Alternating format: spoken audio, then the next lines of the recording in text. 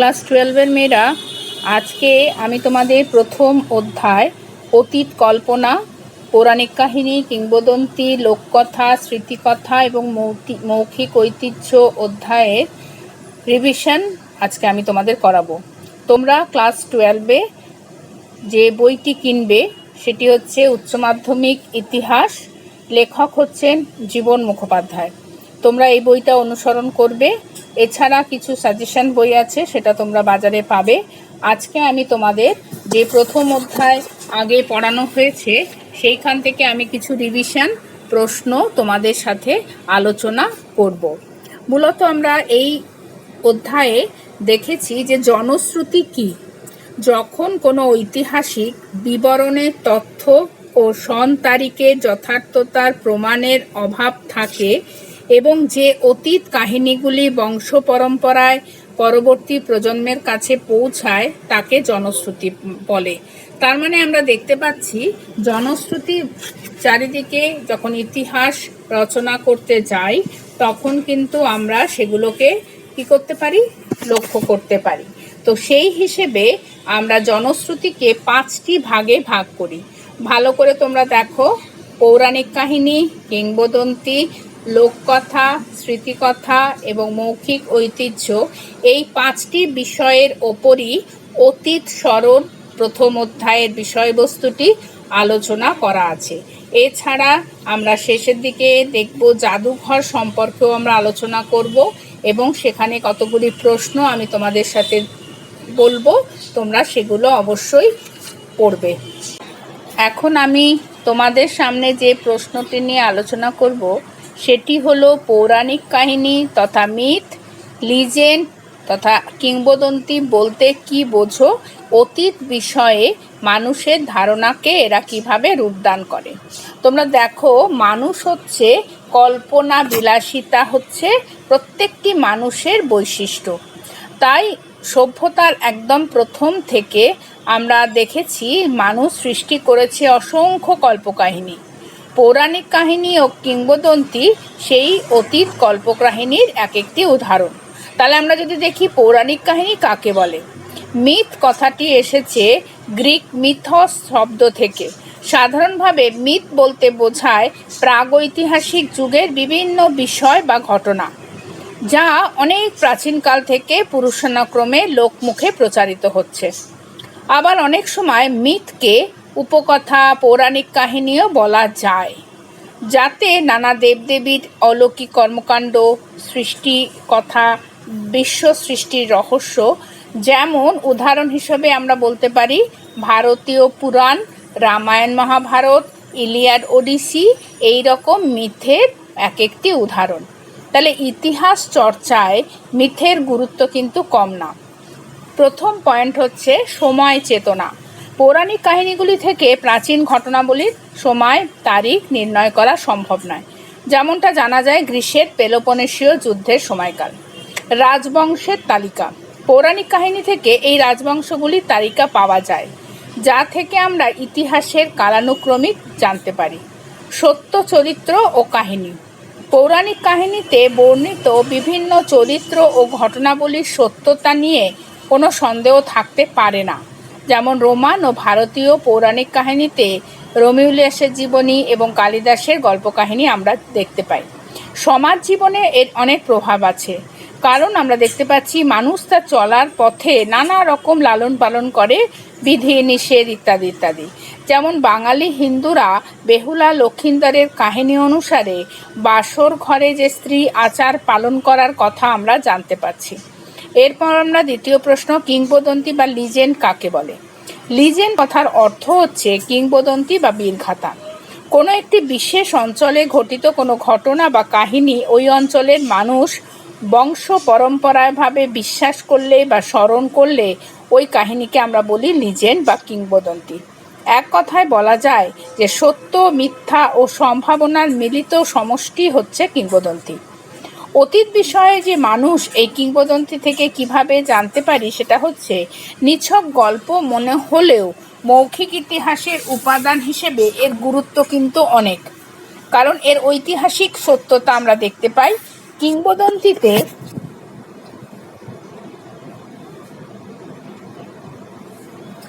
অনেক গুরুত্ব আমরা দেখতে পাচ্ছি, যে ঐতিহাসিক সত্যতা, কিংবদন্তিতে ঐতিহাসিক চরিত্রের বাস্তবতা আমরা খুঁজে পাই। যেমন বিক্রমাদিত্যের কথা আমরা ভারতীয় ইতিহাসে পাই, সেটা গুপ্তরাজ দ্বিতীয় চন্দ্রগুপ্তের সমর্থক বলেই আমরা মনে করি। এছাড়া বীর হারকিউলাসের যে উদাহরণ আমরা এই কিংবদন্তি হিসেবে বলতে পারি। সত্য ঘটনা, কিংবদন্তি মানে কিছু কাল্পনিক ঘটনার সমাহার কিন্তু নয়, এর সাথে কিছু কিছু সত্যতাও কিন্তু পাওয়া যায়। যেমন বাংলার কিংবদন্তিতে গোপাল ভাঁড় নামে একটি চরিত্র আছে, তিনি আসলে নদিয়ার মহারাজা কৃষ্ণচন্দ্রের সভাসদ ছিলেন। জানা যায় গোপাল ভাণ্ডারী ছিলেন এই ঘটনা ও চরিত্রের সত্যিকারের নায়ক। অনুপ্রেরণা যোগায় আমাদের এই কিংবদন্তি, এই সাহস মনে জাগায়, শিক্ষা দেয় যে এই ঘটনা এবং চরিত্রগুলি মানুষ মনে ইতিহাসের যে জ্ঞান সেটি আরও বৃদ্ধি পায়। যেমন কিংবদন্তির রাম, লক্ষ্মণ, সীতার সাহসিকতা, মূল্যবোধ এখনও ভারতীয়দের চলার পথ মসৃণ করে। হারকিউলাসের সাহস ও বীরত্ব গ্রিকদের অনুপ্রেরণা জাগায়। এছাড়া আমরা দেখতে পাচ্ছি ধর্মীয় চেতনা। এই কিংবদন্তির আরেকটি বিশেষ চরিত্র হচ্ছে কৃষ্ণ। তিনি বিশ্বের তামাম হিন্দুদের কাছে পরম পূজ্য। তার মাহাত্ম্য ও কর্মকাণ্ডকে ঘিরে হিন্দু ধর্মাবলম্বীদের মধ্যে গড়ে উঠেছে এক বিশেষ ভাবাবাদ ও ধর্মীয় ঐক্যবোধ। এই কিংবদন্তিগুলি থেকে মানুষ নীতিশিক্ষা ও মূল্যবোধ পেয়েছে। ফলে অতীত বিষয়ে মানুষের ধারণাকে সহজেই যে সে রূপদান করছে সেটা কিন্তু বোঝা যাচ্ছে। এবার আমরা স্মৃতিকথার ভূমিকা সম্বন্ধে একটু আলোচনা করি। ইতিহাসের উপাদান হিসেবে স্মৃতিকথার গুরুত্ব অপরিসীম।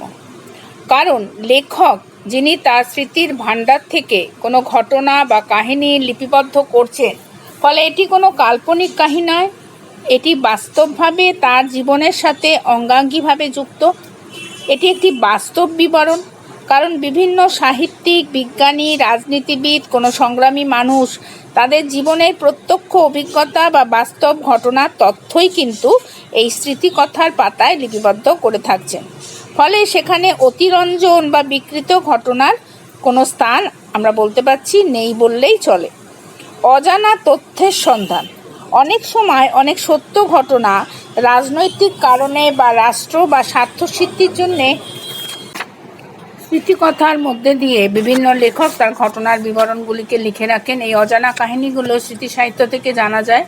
যেমন মণিকুন্তলা সেনের সেদিনের কথা, সুফিয়া কামালের ৭১-এর ডায়েরি, এগুলো বিশেষ করে আমাদের সেই দেশভাগের যে ঘটনা, সেই বিবরণটি ঐতিহাসিক চরিত্র দান করেছে, এই ঘটনার মধ্যে দিয়ে আমরা পরিষ্কার জানতে পারছি। নেক্সট প্রশ্ন আমরা আলোচনা করব, জাদুঘর কাকে বলে? অতীত পুনর্গঠনে জাদুঘরের ভূমিকা আলোচনা করো। আধুনিক সভ্যতা ও সংস্কৃতির ইতিহাসে জাদুঘরের ভূমিকা অস্বীকার করা যায় না। পৃথিবীর জ্ঞানপিপাসু জাতিগুলি তাদের দেশের নানা প্রান্তে নানা ধরনের অসংখ্য জাদুঘর গড়ে তুলেছেন। এই জাদুঘরের সংজ্ঞা বা কাকে বলে জানতে গেলে পণ্ডিত মহলের মধ্যে কিন্তু অনেক বিতর্ক আছে। সাধারণভাবে বলা যায় জাদুঘর হলো একটি প্রতিষ্ঠান বা সংগ্রহশালা, যেখানে ঐতিহাসিক তথা পুরাতাত্ত্বিক বিভিন্ন নিদর্শন জনসাধারণের জ্ঞান লাভের জন্য প্রদর্শিত হয়। ইন্টারন্যাশনাল কাউন্সিল অফ মিউজিয়ামের মতে জাদুঘর হলো জনসাধারণের জ্ঞাতার্থে শিক্ষার্থীর জ্ঞান চর্চা ও গবেষণামূলক কাজের জন্য মানব সভ্যতার স্পর্শযোগ্য ও স্পর্শ অযোগ্য নথি যে প্রতিষ্ঠানে সংগৃহীত করে রাখা হয় এবং প্রদর্শিত হয়। অতীত পুনর্গঠনে এই জাদুঘরের ভূমিকা রয়েছে।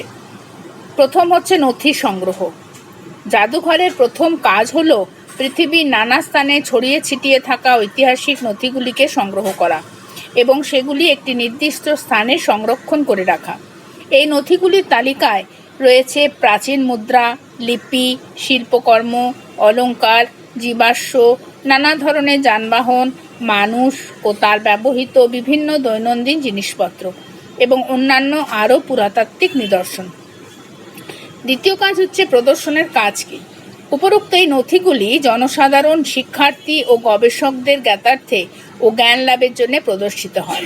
মানে যারা আমরা জানি যে বিভিন্ন ঐতিহাসিক বিষয় নিয়ে গবেষণা করছেন, তাদের এই গবেষণার কাজকে আরও উন্নত এগিয়ে নিয়ে যাওয়ার জন্যে জাদুঘরের এই বিষয়বস্তুগুলি তারা যদি সাক্ষাৎ প্রত্যক্ষভাবে দেখে সেইগুলি সম্বন্ধে তারা তাদের তথ্য সংরক্ষণ করে জ্ঞান লাভ করতে পারে। শিক্ষাদান। মিউজিয়াম হলো একটি শিক্ষা প্রতিষ্ঠান, কারণ যারা শিক্ষা সুযোগ গ্রহণ করতে পারে না বা উচ্চশিক্ষা গ্রহণ করতে অক্ষম, তাদের কাছে জাদুঘর হলো একটি স্বশিক্ষার এক উৎকৃষ্টতম ক্ষেত্র। জাদুঘরের গ্যালারিতে প্রদর্শিত বস্তু ও চিত্র দর্শন করে অপটু শিক্ষার্থীও প্রয়োজনে শিক্ষা গ্রহণে সক্ষম হয়। এছাড়া শিক্ষাবিজ্ঞানের একটি অঙ্গই হলো জাদুঘর। এখান থেকে মানুষ প্রাচীন সভ্যতার ইতিহাস, মানব সভ্যতা ও মানব জাতির ক্রমবিবর্তনের ইতিহাস, দেশ ও দশের আর্থসামাজিক সাংস্কৃতিক ইতিহাস সম্পর্কে সম্যক জ্ঞান লাভ করে। এইভাবে জাদুঘরগুলি অতীত ও বর্তমানের মধ্যে একটা সেতু বন্ধনের নিরন্তর প্রয়াস চালিয়ে যাচ্ছে। সত্যি কথা বলতে, জাদুঘর না থাকলে মানুষের ও ছাত্রছাত্রীদের, মানে সাধারণ মানুষ এবং ছাত্রছাত্রীদের মধ্যে অতীত দিনের ইতিহাস সম্পর্কে ধারণার অভাব থেকে যেত। সেই জন্যে আজ বিভিন্ন স্থানে যে বিভিন্ন মিউজিয়াম আছে, সেগুলি পড়াশুনোর জন্য বা আমাদের শিল্প সংরক্ষণের জন্যে এক ঐতিহাসিক স্মৃতিসৌধে পরিণত হয়েছে এই জাদুঘরগুলি। নেক্সট প্রশ্ন, মিউজিয়ামের প্রকারভেদ বা জাদুঘরের প্রকারভেদ আলোচনা করো। জাদুঘরের নানা শ্রেণীবিভাগ আছে। পৃথিবীর নানা দেশে অসংখ্য জাদুঘর গড়ে উঠেছে। উদ্দেশ্য, আকার, আয়তন অনুযায়ী এগুলিকে ভাগ করা হয়েছে বিভিন্ন ভাগে। তার মধ্যে প্রথম ভাগ হচ্ছে সাধারণ মানুষের জাদুঘর। এই সাধারণ মানুষের জাদুঘরের মধ্যে পড়ছে বহুমুখী জাদুঘর, শিশু জাদুঘর, বিশ্ববিদ্যালয় ও কলেজ জাদুঘর।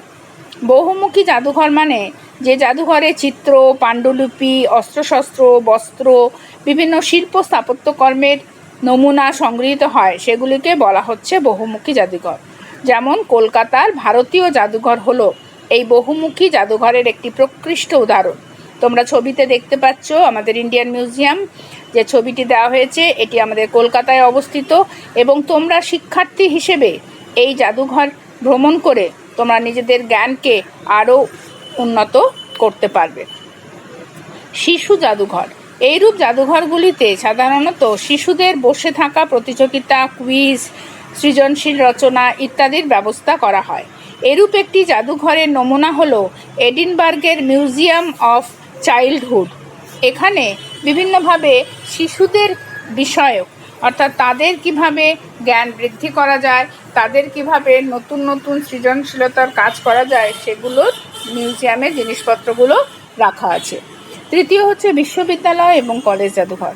এই জাদুঘরগুলিতে নানা শিল্পকীর্তি, প্রযুক্তি, স্থাপত্যকলা ইত্যাদি সংরক্ষিত হয়। এই ধরনের জাদুঘর সাধারণত গড়ে তোলা হয় উচ্চশিক্ষা ও গবেষণামূলক কাজে সহায়তা করার জন্য। এইরূপ জাদুঘরের উদাহরণ হচ্ছে সুইজারল্যান্ডের ব্যাসেলের জাদুঘর। নেক্সট হচ্ছে কলা জাদুঘর, অর্থাৎ শিল্প জাদুঘর, আধুনিক কলা জাদুঘর, লোকশিল্প জাদুঘর। এই শিল্প জাদুঘর হচ্ছে শিল্প সংরক্ষণমূলক জাদুঘরে স্থান পায় বিভিন্ন ধরনের মৃৎশিল্প, ধাতু ফলকের ভাস্কর্য, কারুকাজ করা শিল্প সামগ্রী। এই ধরনের জাদুঘর হলো ফিলাডেলফিয়া মিউজিয়াম অফ আর্ট ও কলকাতার Ashutosh museum of Indian art.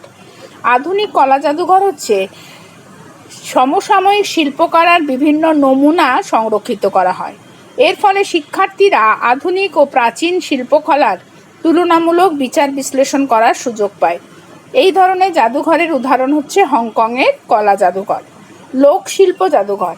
এই সমস্ত জাদুঘরে নানান দেশের নানা সময়ের লোকশিল্পগুলি, যেমন মাটি, কাঠ, বাঁশ, হাড়, শিং, এই সমস্ত দিয়ে নির্মিত শিল্পকলা এবং সূচিশিল্প, তৈজসপত্র, বাদ্যযন্ত্র, অলংকার, এগুলি বিশেষত যে সমস্ত লোকশিল্পীর উদাহরণ হিসেবে আমরা দেখতে পাচ্ছি, সেগুলিকে সংরক্ষিত করা হয়। জাদুঘরের উদাহরণ হলো Delhi national folk and craft museum. এবার আমরা আসছি ঐতিহাসিক জাদুঘর, যেটি আমরা দেখতে পাচ্ছি প্রত্নতাত্ত্বিক জাদুঘর হিসেবেও পরিচিত পাচ্ছে। প্রাচীন মানব সভ্যতার বিভিন্ন হাতিয়ার, যন্ত্রপাতি, এই প্রত্নতাত্ত্বিক উপাদানগুলি এখানে সংরক্ষিত করে রাখা হয়। এইরূপ জাদুঘরের উদাহরণ হলো ন্যাশনাল আর্কিওলজিক্যাল মিউজিয়াম, যা এথেন্সে অবস্থিত। এছাড়া ব্যক্তি বিষয়ক জাদুঘর, এই জাদুঘরে বিশ্বের নামকরা ব্যক্তিদের ব্যবহৃত চিঠিপত্র, জিনিসপত্র, সমকালীন নথিপত্র, আসবাবপত্র ইত্যাদি সংরক্ষিত করা আছে। যেমন কলকাতার জোড়াসাঁকোর ঠাকুরবাড়িতে এরূপ একটি জাদুঘর গড়ে উঠেছে। অন্যান্য জাদুঘরের মধ্যে আমরা দেখতে পাচ্ছি স্মৃতি জাদুঘর এবং রাজপ্রাসাদ জাদুঘর। কলকাতার ভিক্টোরিয়া মেমোরিয়াল হলো স্মৃতি জাদুঘর। তোমরা ছবিতে দেখতে পাচ্ছ এই কলকাতার ভিক্টোরিয়া মেমোরিয়াল হলে বিভিন্ন সেই ইংরেজদের সময় ব্রিটিশ আমলের নানা রকম জিনিসপত্র এখানে রাখা বা সংরক্ষিত করা আছে। কর্ণাটকের মহীশূর প্যালেস তোমরা অনেকেই বেড়াতে গেছো, সেখানে আমাদের টিপু সুলতান তথা মহীশূর রাজ্যের সমস্ত নথিপত্র, আসবাবপত্র এবং সেই প্যালেসের যে স্থাপত্য কীর্তি আমরা সেগুলি দেখে আমরা আপ্লুত হই। এছাড়া আমরা রাজপ্রাসাদের জাদুঘর হিসেবে রাজারা যে তৈরি করেন তাদের এই স্মৃতি বিজড়িত মিউজিয়ামে তৈরি হয়েছে, যেগুলি পরবর্তীকালে আমাদের কাছে একটি ঐতিহাসিক উপাদান হিসেবে বা পুরাতাত্ত্বিক উপাদান হিসেবে আমরা দেখতে পাচ্ছি। বিজ্ঞান বিষয়ক জাদুঘর হচ্ছে ভূতাত্ত্বিক জাদুঘর। পাথরের টুকরো, জীবাশ্ম, খনিজ পদার্থ, ভূতত্ত্ব বিষয়ক এগুলি প্রদর্শিত হয়। শিবপুর বোটানিক্যাল গার্ডেনে এরূপ একটি জাদুঘর আছে। এছাড়া প্রাণীবিদ্যা বিষয়ক কলকাতার জুলজিক্যাল গার্ডেন নামে একটি জাদুঘর এখানে গড়ে তোলা হয়েছে। বিজ্ঞান জাদুঘরে বিজ্ঞান বিষয়ক উপকরণ, যন্ত্রপাতি ও বিজ্ঞানের বিভিন্ন চিত্র আমরা দেখতে পাচ্ছি। শিকাগোর MSI একটি জাদুঘর যেরকম গড়ে উঠেছে, ইতিহাসের জাদুঘরে সমুদ্র, পর্বত, অরণ্য থেকে বিভিন্ন নিদর্শন এবং সেই সম্পর্কীয় বিষয় আমরা এগুলি জানতে পারি। এবার আমরা জনশ্রুতির আরেকটি ভাগ মৌখিক ঐতিহ্য সম্বন্ধে আমরা একটু দেখব। কেননা মৌখিক ঐতিহ্য বলতে কি বোঝো, ইতিহাস চর্চায় এর উপাদানগুলির কি গুরুত্ব, সেটা আমরা প্রশ্ন হিসেবে আমরা পেতে পারি। শুধুমাত্র লিখিত তথ্যের ওপর নির্ভর না করে মানুষের মুখের কথাকে তথ্য হিসেবে বিবেচনা করে যে ইতিহাস রচনা করা হয় তাকে বলা হয় মৌখিক ঐতিহ্য। বংশ পরম্পরায় মানুষের মুখে মুখে বিশেষ ঘটনা, গান, লোককথা যে প্রচলিত হয়ে আসছে, যার কিন্তু কোনো লিখিত তথ্য নেই। ঐতিহাসিকরা মানুষের সেই সকল গান, গল্পকথাকে কেন্দ্র করে তাদের রচনাগুলোকে উপস্থিত করেন। কোন এলাকায় ঘটে যাওয়া বিশেষ কোনো ঘটনাকে সাংবাদিকরা সেই এলাকার মানুষের কাছ থেকে নেওয়া তথ্যের সাহায্যে বর্ণনা করেন, তবে অতি সতর্কতার সঙ্গে সেগুলোকে গ্রহণ করতে হবে। কোনো অঞ্চলে স্থানীয় মানুষের ইতিহাস সংগ্রহ করতে গেলে মৌখিক বর্ণনাকে গুরুত্ব দিতে হয়। আফ্রিকার কোনো অজানা অঞ্চলের মানুষের ইতিহাস, সংস্কৃতি প্রমাণ গ্রহণ করতে গেলে তাদের মৌখিক ঐতিহ্যকে অবশ্যই গ্রহণ করতে হবে। মৌখিক ঐতিহ্যের উদাহরণ হিসেবে আমরা ফাঁসির মঞ্চে যাওয়ার আগে বিপ্লবী ক্ষুদিরাম বসুর আত্মত্যাগের ঘটনার কথা আমরা সবাই জানি, যেটি সেটা গানের মাধ্যমে বর্ণনা করেছেন কোনো এক সঙ্গীত শিল্পী। সেই জনপ্রিয় গানটি হচ্ছে একবার বিদায় দে মা ঘুরে আসি। সুভাষচন্দ্র বসু তার আজাদ হিন্দ বাহিনীকে নিয়ে ভারতের স্বাধীনতার জন্য অগ্রসর হচ্ছিলেন, তখন তার মুখ থেকে আওয়াজ উঠেছিল, দিল্লি চলো, তোমরা আমায় রক্ত দাও, আমি তোমাদের স্বাধীনতা দেব। এটি কিন্তু মুখের কথা, যেটি আমরা ঐতিহাসিক তথ্য হিসেবে বর্ণনা করি। মৌখিক ঐতিহ্যের গুরুত্ব হিসেবে কোনো অঞ্চলের ইতিহাস, সংস্কৃতি বা হারিয়ে যাওয়া অতীতকে জানতে মানুষের মুখের কথাই তথ্যমূলক ইতিহাস হিসেবে গৃহীত হয়। স্মৃতিকথার সঙ্গে মৌখিক ঐতিহ্যের সামান্য হলেও একটু সাদৃশ্য অবশ্যই আছে। এবার আমরা যে প্রশ্নটি নিয়ে আলোচনা করব সেটি হচ্ছে, লোককথা বলতে কি বোঝো, বৈশিষ্ট্য এবং ইতিহাস চর্চার ক্ষেত্রে এর অবদান বা তাৎপর্য কী। আমরা দেখি লোককথা হলো এক প্রকার কাল্পনিক গল্পকথা, যা অতীত ঘটনার অনুকরণে সৃষ্টি হয়। আবার পুরনো লৌকিক কাহিনী নিয়ে মানুষ, দেবতা, পশু পাখি প্রভৃতি শ্রেষ্ঠত্বের গল্পকথা নিয়ে যে কাহিনী গড়ে ওঠে তাকে বলা হয় লোকগাথা। অনেকের মতে কার্ল টমলিনসন ও ক্যারল লিঞ্চ ব্রাউন মানুষের জীবন ও কল্পনার সংমিশ্রণে যেসব গল্পকথা গড়ে উঠেছে তাই হলো লোককথা। বেতাল পঞ্চবিংশতি, পঞ্চতন্ত্র, আরব্য রজনী, ৩২ সিংহাসন এইগুলি হলো কালজয়ী লোকসাহিত্যর প্রকৃত উদাহরণ। এই লোককথার বৈশিষ্ট্য হিসেবে আমরা দেখতে পাই কেন্দ্রীয় চরিত্রে মানুষ, অর্থাৎ লোক সাহিত্য বা লোককথার মূল বিষয়বস্তুই হচ্ছে মানুষ এবং তার প্রতিদিনের জীবন জীবিকা। আর এটি বলছে যে লোককথাগুলি সাধারণত অলিখিত হয়। সুপ্রাচীন কাল থেকে এই লোককথাগুলো মানুষের মুখে মুখে প্রচারিত হতে থাকে এবং তা বংশ পরম্পরায় আসতে থাকে। কল্প চরিত্র, কারণ এই লোক সাহিত্যগুলো বহু দিন ধরে কাল্পনিক পশু পাখি জীব ইত্যাদি তাতে স্থান পাচ্ছে, যেমন ডাইনি, পরী, দৈত্য, ড্রাগন ইত্যাদি। সর্বজনীনতা বলতে আমরা দেখতে পাচ্ছি বিভিন্ন দেশের লোককথাগুলি স্ব দেশেই সীমাবদ্ধ নেই। গল্পগুণে এগুলি স্থান কাল পাত্রের সীমা অতিক্রম করে বিশ্বের দরবারে উপস্থিত হয়ে আছে।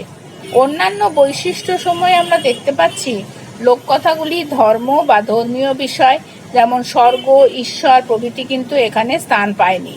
লোককথার বাচনভঙ্গি ও কল্পকাহিনীগুলি এতটাই আনন্দদায়ক যে শিশু ও কিশোর মনকে বেশি মাত্রায় আকর্ষিত করে।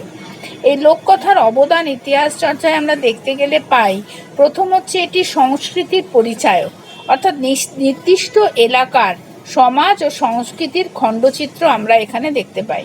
তারা কি খায়, তাদের কীরকম পোশাক পরিচ্ছদ, তাদের লোকাচার কি ধর্মবিশ্বাস, সবগুলোই আমরা সেখানে দেখতে পাচ্ছি। এটি একটি অর্থনীতির স্বাক্ষর, বিশেষ করে বিভিন্ন দেশের বাণিজ্য অর্থনীতির পরিচয় আমরা এখানে দেখতে পাই। আরব্য রজনী থেকে জানা যায় সমকালীন আরবে ধনী বণিক ধনরত্ন সমৃদ্ধ ছিল। আবার মনসামঙ্গলে বাঙালি চাঁদ সদাগরের বাণিজ্যিক সমৃদ্ধির কথা আমরা জানতে পারি। এই লোককথাগুলি সাহিত্যমূল্য কিন্তু কম নয়। বিশ্বের নানা দেশের লোককথাগুলি বর্তমানে ছাপা বইয়ের আকারে সংকলিত হয়েছে, ফলে এগুলি বিশ্ব সাহিত্যকে সমৃদ্ধ করেছে। আরব্য রজনী হলো এমনই একটি কালজয়ী লোক সাহিত্য। মা ঠাকুমাদের মুখে লোককথাগুলি শুনে শিশু কিশোররা চরম আনন্দ উপভোগ করে এবং কল্পনা বিলাসী হয়ে পড়ে, অর্থাৎ এগুলি আনন্দদানের বস্তু হিসেবেও ঐতিহাসিক ক্ষেত্রে এগুলিকে ব্যবহার করা হয়। ক্লাস 12-এ মেয়েরা এই প্রথম অধ্যায় থেকে কতগুলো বড় প্রশ্ন আলোচনা করলাম। আরও কিছু প্রশ্ন আমি তোমাদের দিচ্ছি, সেটি হচ্ছে এমসিকিউ। ক্লাস 12-এর এই প্রথম অধ্যায় থেকে এমসিকিউ প্রশ্ন আসে, সেখানে প্রশ্ন এবং তার 4টি অপশন থাকবে, সঠিক উত্তরটি বক্স থাকবে, সেখানে লিখতে হবে। তোমরা এখানে দেখতে পাচ্ছ মণিকুন্তলা সেন রচিত স্মৃতিকথার নাম। আমি 4টে অপশন দিয়েছি, তোমরা ভালোভাবে বুঝতে পারছো এটা স্মৃতিকথার উদাহরণ হিসেবে এই 4টে অপশনকে আমরা বেছেছি। 71-এর ডায়েরি, আমি নেতাজিকে দেখেছি, সেদিনের কথা, জীবনের জলসাঘরে। যেটি সঠিক উত্তর তোমরা সেটা যে পড়বে, টেক্সট বুক পড়বে, তার থেকে উত্তরটা নিজেরা তোমরা অবশ্যই বাড়ির খাতায় লিখবে। বৈজ্ঞানিক ইতিহাস চর্চার জনক কাকে বলা হয়? আমি 4টে অপশন দিয়েছি, যারা প্রত্যেকেই কিন্তু ঐতিহাসিক। থুকিডিডিস, হেরোডোটাস, ইবন বতুতা, সুমাকিয়েন। তাহলে দুজন গ্রিক ঐতিহাসিক, ইবন বতুতা আরবের এবং সুমাকিয়েন হচ্ছেন চীনের। এবার কাকে বৈজ্ঞানিক ইতিহাস চর্চার জনক বলা হয় তোমরা বই ভালো করে পড়ো বা আগের যে ক্লাস আমরা করেছি সেখানে তোমরা দেখতে পাবে, এখান থেকে উত্তরটা তোমরা নিশ্চয়ই লিখবে। ইতিহাস হলো একটি বিজ্ঞান, কে বলেছেন? র্যাঙ্কে, ইএইচ কার, জেমস মিল, বিউরি। এখান থেকে আমরা যে সঠিক উত্তরটি সেটা অবশ্যই লিখব। আর্লি হিস্ট্রি অফ ইন্ডিয়া গ্রন্থের রচয়িতা কে? James Prinsep, Colebrooke, Stuart Mill, Vincent Smith. ভারতের ইতিহাসে জাতীয়তাবাদী ব্যাখ্যাকার কাকে বলা হয়? Rameshchandra Majumdar, James Mill, Ramsharan Sharma, Ranajit Guha. এই অপশান থেকে সঠিক উত্তরটি তোমাদের লিখতে হবে। সব ইতিহাসই সমকালীন ইতিহাস কার উক্তি? ক্লোচ, র্যালে, র্যাঙ্কে, ইএইচ কার। মিথ শব্দটি এসেছে মিথোস থেকে, যেটি কোন শব্দ? Greek, Roman, Latin, German. এই কোনটি সেটা জানতে হবে, কারণ আমরা মিথ নিয়ে তোমাদের পড়ালাম, সেখানে তোমরা আগে আলোচনা পেয়েছো, আগের যে ক্লাস হয়েছে সেটা ভালো করে শুনবে, ইতিহাস বই দেখবে, তাহলে সেখান থেকে সঠিক উত্তরটা তোমরা বার করতে পারবে। ভারতের প্রথম প্রামাণ্য ঐতিহাসিক গ্রন্থ বলেছে। মনে রাখবে আমাদের দেশে অনেক ধর্মীয় ইতিহাস কিন্তু অনেক দিন আগে থেকে সেই বেদ, পুরাণ, মহাকাব্য রচনা হয়েছে, কিন্তু এগুলিকে ঐতিহাসিক গ্রন্থ হিসেবে আমরা বলতে পারি না। ভারতের প্রথম প্রামাণ্য ঐতিহাসিক গ্রন্থ যা ইতিহাস ভিত্তিক রচনা হয়েছে সেটা আমাদের জানতে হবে। রাজতরঙ্গিনী, অন্নদামঙ্গল, ইন্ডিকা এবং রামচরিত। পৃথিবীর প্রাচীন জাদুঘর হলো ব্রিটিশ মিউজিয়াম, এন্নিগাল্ডি জাদুঘর, প্লেটোর জাদুঘর, আলেকজান্দ্রিয়া জাদুঘর। তোমরা ছবিতে কয়েকটা মিউজিয়ামের ছবি দেখতে পেয়েছো, সেইখান থেকে তোমরা জানতে পারবে। এর সঠিক উত্তরটা বইয়ের মধ্যেও পাবে, সেটা তোমরা অবশ্যই দেখবে। সর্বজনীন জাদুঘর কি? কলকাতা জাদুঘর, লোভার জাদুঘর, ব্রিটিশ জাদুঘর, রোমের জাদুঘর। সঠিক উত্তরটি তোমাদেরকে নির্ণয় করতে হবে। তোমরা তোমাদের ইতিহাস বইতে এক্সারসাইজ লক্ষ্য করো, সেখানে অনেক এমসিকিউ প্রশ্ন দেওয়া আছে মেয়েরা। সেই প্রশ্নগুলো প্রত্যেকে বই পড়ে অবশ্যই উত্তরগুলো তোমরা তৈরি করবে। এবং তোমাদের কাছে যদি কোনো সাজেশন বই হিসেবে কিছু থাকে, সেখানেও কিন্তু প্র্যাকটিস করার জন্যে অনেক অবজেক্টিভ প্রশ্ন ওখানে কিন্তু দেওয়া আছে। এছাড়া আর কতগুলো প্রশ্ন আমি তোমাদেরকে বলে দিচ্ছি, তোমরা বাড়িতে একটু তৈরি করবে। কিংবদন্তি এবং পৌরাণিক কাহিনীর পার্থক্য আলোচনা করো।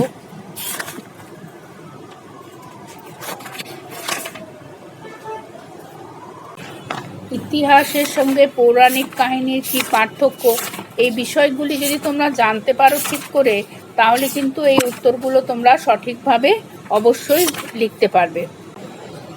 উচ্চ মাধ্যমিক পরীক্ষার প্রশ্নপত্রে তোমাদের বিভাগ কতে যে আর 5টা প্রশ্ন লিখতে হয় 8 নম্বর করে, তার মধ্যে একটি প্রশ্ন কিন্তু প্রথম অধ্যায় থেকে থাকেই। এই 8 নম্বরের একটি প্রশ্ন কিন্তু বড় প্রশ্নগুলো থেকেই আসে। আমি যেগুলো তোমাদের সাথে আলোচনা করেছি, পৌরাণিক কাহিনী, লোককথা, স্মৃতিকথা, মৌখিক ঐতিহ্য, জাদুঘর, এগুলো আলাদা আলাদা করে অবশ্যই বড় প্রশ্নের জন্য তোমরা তৈরি করবে, কেননা একটা প্রশ্ন কিন্তু এখান থেকে আসে। এছাড়া এমসিকিউতে এই অধ্যায় থেকে 2টো প্রশ্ন আসেই। তোমরা 2টো প্রশ্ন কোনটা আসবে তোমরা জানো না, সেই জন্য তোমাদের এই অধ্যায় থেকে বেশ কিছু অবজেক্টিভ প্রশ্ন কিন্তু এমসিকিউ তোমাদের তৈরি করতে হবে। তোমাদের জীবন মুখার্জির বইয়ের যে এক্সারসাইজ আছে সেটা তৈরি করবে। তোমরা ইতিহাস শিক্ষকে অনেক অবজেক্টিভ এমসিকিউ দেওয়া আছে, সেগুলো তৈরি করবে।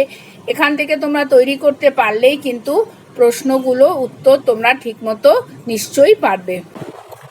ক্লাস 12-এর মেয়েরা প্রথম অধ্যায়ের সমস্ত প্রশ্ন আমি 5টা প্রশ্ন আলোচনা করে দিয়েছি। এছাড়া এক্সারসাইজে তোমরা বেশ কিছু প্রশ্ন দেখবে। তোমরা চেষ্টা করবে 2015, 16, 17, 18, 19 পর্যন্ত যে উচ্চ মাধ্যমিকের প্রশ্নগুলো সংগ্রহ করবে। এবং 20-র যে প্রশ্নটা এসেছে তোমরা দেখতে পেলেই 2021-এ তোমরা পরীক্ষা দেবে, সেখান থেকে একটা প্রশ্ন তোমরা অবশ্যই পাবে। অতএব আমি যে প্রশ্নগুলো আলোচনা করেছি সেগুলো কিন্তু প্রত্যেকটাই উচ্চ মাধ্যমিক প্রশ্ন থেকেই আমি করেছি। যে বড় প্রশ্নগুলো 8 নম্বরের ডাইরেক্ট আসতে পারে, আবার 4, 4, 8 আসতে পারে, 6, 2, 8 আসতে পারে। এইভাবে কিন্তু তোমরা প্রশ্নগুলো অবশ্যই নিজেরা তৈরি করবে বাড়িতে।